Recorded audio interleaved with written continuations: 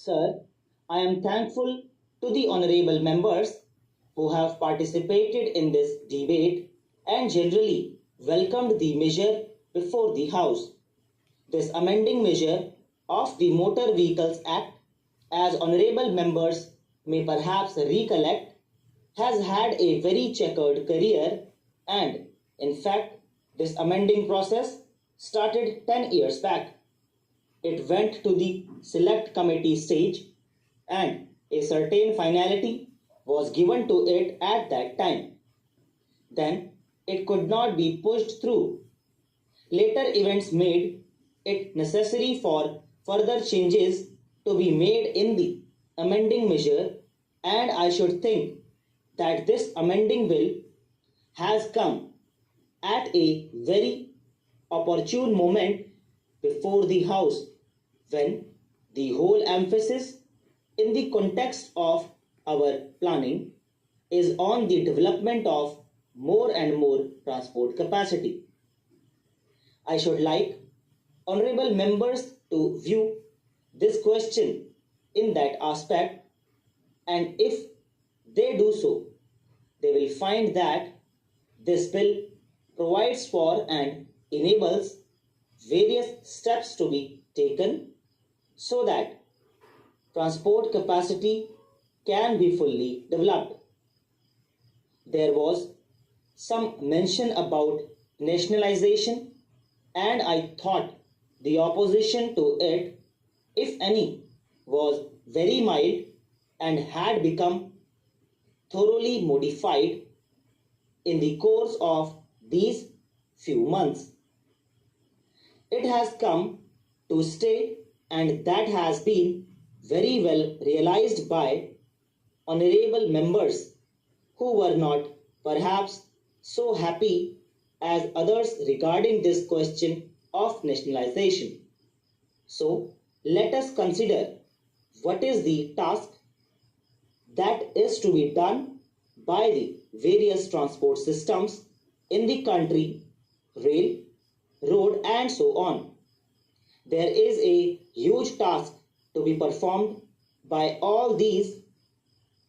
They have to go hand in hand and perform this huge task. It is well known that the rail transport capacity that will be generated in the course of the next few years will not be able to move all the traffic. We have said so on several occasions. The allotment of resources for the purpose of railway planning and development falls very much short of the requirements.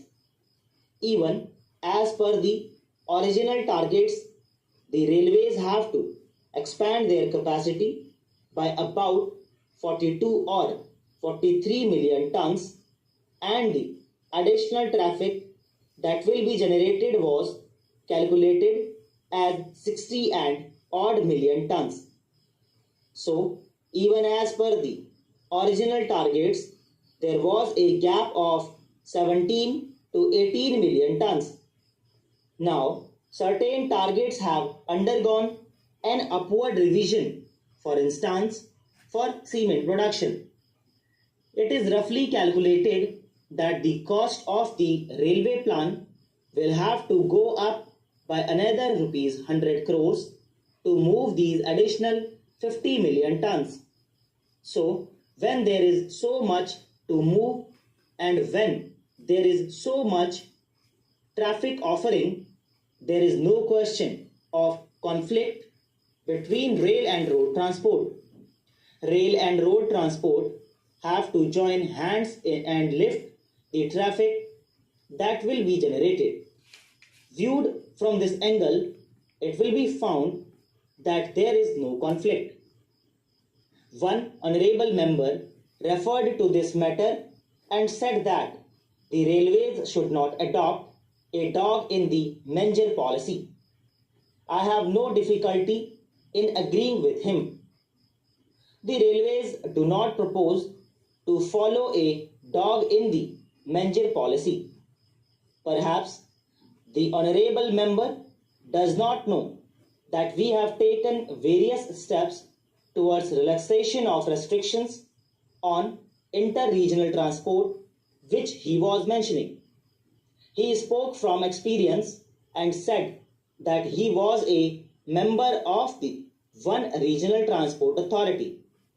Even as far back as 1994, this subject was considered and state governments were advised to relax the restrictions that they were having both on private carriers and public carriers. They were asked to give the utmost freedom to private carriers.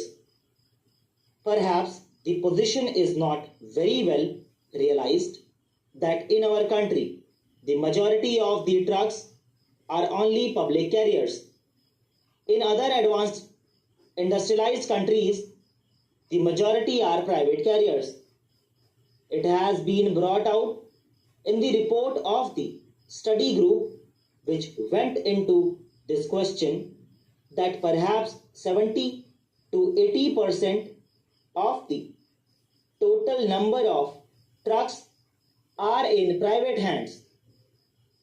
Here also, in our country, the various industrial establishments, new and old, can really go in for owning and operating more and more private carriers.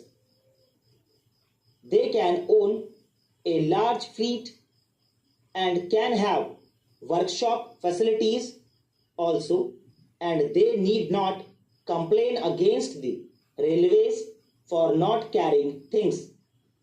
So, the indication is that private industries and new plants and new units that are going to be set up can very well go in for owning a large fleet of private carriers which can carry goods over small distances.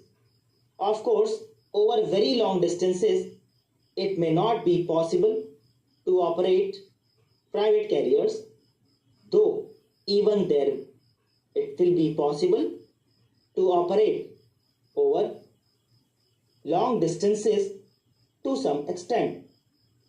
So, there is no question of any conflict, as I said, between rail transport and road transport. Coming to road transport, let us see whether the nationalization policy of the state governments comes in the way of expansion of private road transport. दोस्तों इसी के साथ dictation finish होती है तीनों